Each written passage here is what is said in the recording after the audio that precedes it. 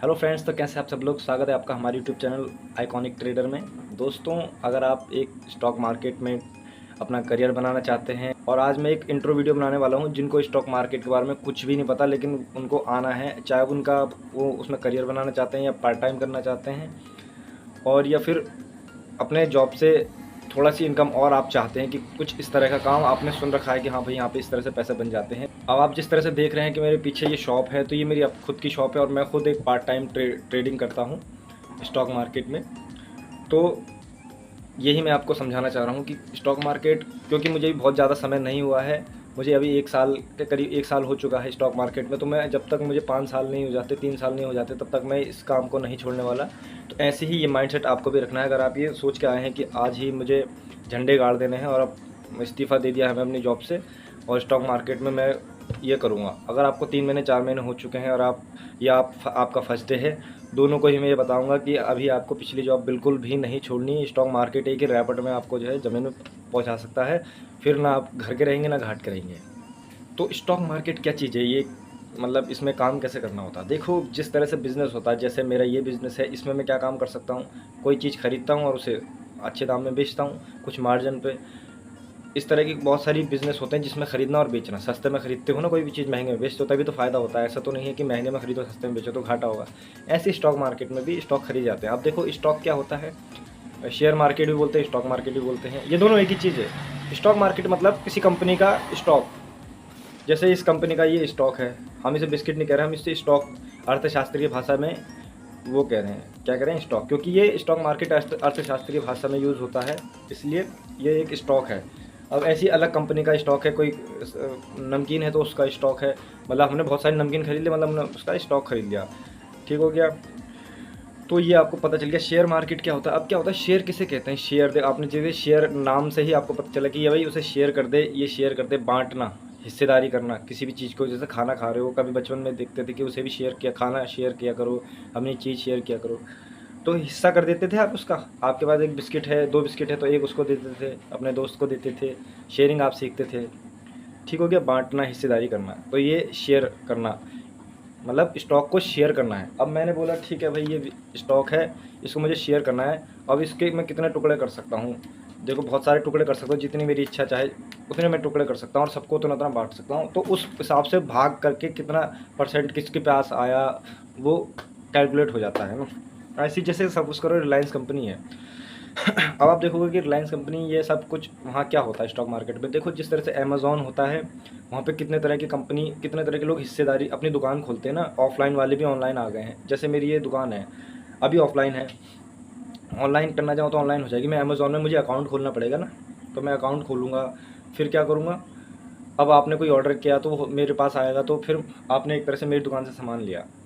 तो ऐसे ही stock market में भी एक, जैसे अमेज़ॉन है, ऐसे ही एक स्टॉक मार्केट बनाया, उसमें सारी कंपनियों को, अच्छी अच्छी कंपनियों को बोला कि आओ भाई तुम भी हिस्सेदारी लो। जो बड़ी लेवल पे कंपनियां जैसे रिलायंस, अडानी के हो गए, टाटा के हो गए, आइडिया, जितने भी लोग कर सकते थे सबने अपना उसमें डाला। जितनी भी कंपनियां, फैक्ट्रियाँ आप देखते हैं, सब लोग वहाँ भी लिस्टेड हो गए। ऑफलाइन तो थी, ऑनलाइन भी आ गई वो, मतलब ठीक हो गया।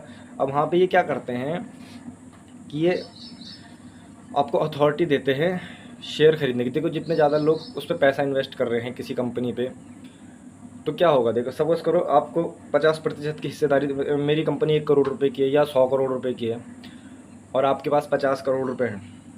आपने कहा भाई मैं इसमें हिस्सा लेना चाहता हूँ, मुझे पार्टनरशिप दे दो, 50% के मालिक आप हो जाओगे, 50% का मालिक मैं है, क्योंकि 100 करोड़ की कंपनी है, 50 मैंने दिए, 50 आपके हैं, हो गए। तो 100 करोड़ के तो 2 पार्टनर बन गए। मतलब क्या, वो शेयर कर दिया ना उसने अपना हिस्सा, जो मालिक था, ठीक है। उसको क्या मिल गया, क्या मिला बदले में, उसको एक पार्टनर और मिला जो उसके लिए भी काम करेगा, और अब उसका जो है हिस्सेदारी, इसके बदले उसने उसको हिस्सेदारी दे दी। चाहे वो एक एग्जांपल इस तरह समझो।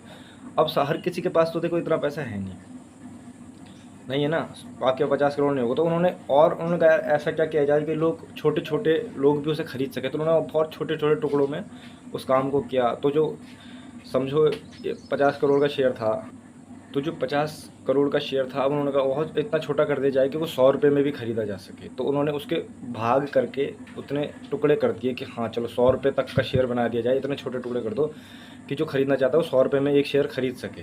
पहले पे एक 50 करोड़ तक वाले ही खरीद सकता था, इससे फिर उससे ज़्यादा पब्लिक नहीं मिलती, इतने कंपनी लोग उसका शेयर नहीं खरीद रहे। तो उन्होंने इतने टुकड़े बनाए कि लो भाई और टुकड़े करो और टुकड़े करो और 100 रुपये तक का शेयर बनाओ। तो एक एग्जांपल दे रहा हूँ, कुछ भी नंबर हो सकता है वो, 100 रुपये, 50 रुपये, 2000 रुपये, कुछ भी हो सकता है वो, ठीक।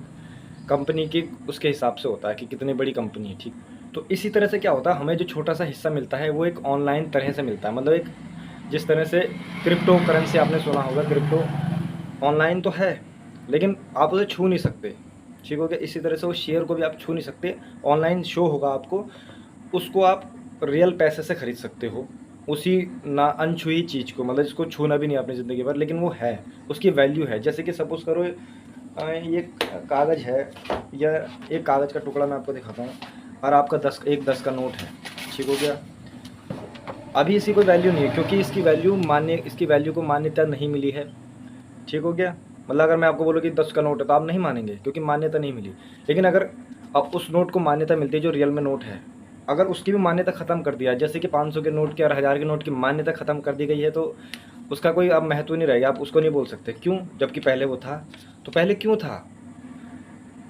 इसका मतलब ये है कि जब उसे मान्यता मिली हो। ऐसी अगर कल को इस खाली नोट को मान्यता मिल जाए ना, यहाँ पे 10 रुपये लिख के और किसी की स्टैंप लग जाए सरकार की, तो ये चलने लगेगा, ये तो आपको भी मतलब है। और जो रियल वाले की मान्यता ख़त्म करनी चाहे तो वो ख़त्म हो जाएगी। तो ऐसे ही शेयर बाज़ार की जो अनछुई करेंसी है, अनछुआ पैसा है, अनछुआ शेयर है, उसको मान्यता दे दी गई है कि हाँ ठीक है, छूने की ज़रूरत नहीं है, हमने कह दिया तो कह दिया, ठीक हो गया। आपको अब आप रियल पैसे से उसे ख़रीदो, अकाउंट में ऑनलाइन ख़रीदना है, और ऑनलाइन ही जैसे 10 रुपये में ख़रीदा है और 15 रुपये में बेचते हो, तो 15 रुपये अब वहाँ पे शो हो जाएगा कि शेयर का भाव 15 रुपये हो गया, आपने उसे 15 रुपये बेच दिया, तो वो रियल पैसा वापस आपके अकाउंट में आएगा।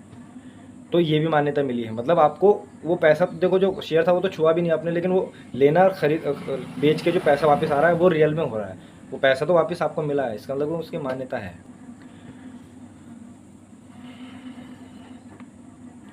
तो ये क्या हो गया कि ये इस तरह से आपको ये पता चल गया, अच्छा ठीक है ख़रीदना बेचना है। अब इसमें देखो कुछ चीज़ें होती हैं, शेयर को ख़रीदना, और शेयर को कितने समय के लिए ख़रीदना, इन्वेस्ट करना। जैसे कि आज किसी एफडी करते हो आप सोचते हो कि इतने साल बाद इतने पैसे मिल जाएंगे, ऐसी कोई कंपनी का शेयर खरीदते हो, या कोई भी ऐसी चीज़ें प्लॉट खरीदते हैं लोग कि भाई आज इतने रुपये का चल रहा है बीघा, 10 साल बाद इतने का हो जाएगा तो आज खरीद लो। इससे क्या होता है, इन्वेस्टमेंट कर दी हमने, है ना।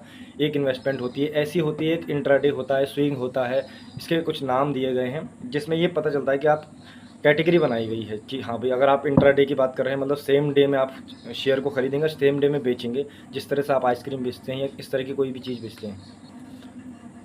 अब कोई प्लॉट आपने ख़रीदा है तो वो तो आप 10 साल 20 साल जितना चाहे रोक सकते हैं, लेकिन आइसक्रीम को आपको आज ही आज बेचना है, इसकी वो होती है। या कोई ऐसे प्रोडक्ट हैं जिसकी 10 दिन की एक्सपायरी है, कोई होते हैं जिसकी 6 महीने की एक्सपायरी है।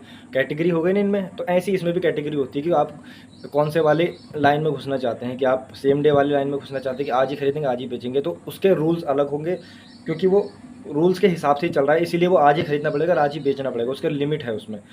ऐसी कोई शेयर, कुछ चीज़ ऐसी होती हैं कि जिसमें 6 महीने तक आप खरीदो, 6 महीने में बेचो, 1 हफ्ते में खरीदो, 1 हफ्ते में बेचो, तो ऐसी कैटेगरी बनाई गई है, ठीक हो गया। आपको समझ में आ गया।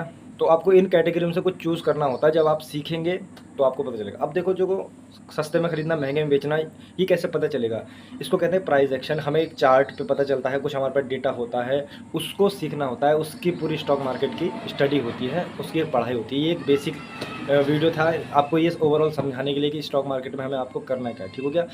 तो अभी के लिए इतना ही, आपको फ़िलहाल ये चैनल सब्सक्राइब कर लेना है। और अब मैं सीरीज़ बनाना शुरू कर रहा हूँ, बेसिक टू एडवांस, एकदम कंप्लीट लेसन होंगे, इसमें कोई भी ऐसा नहीं होगा कि आधा अधूरा लेसन होगा।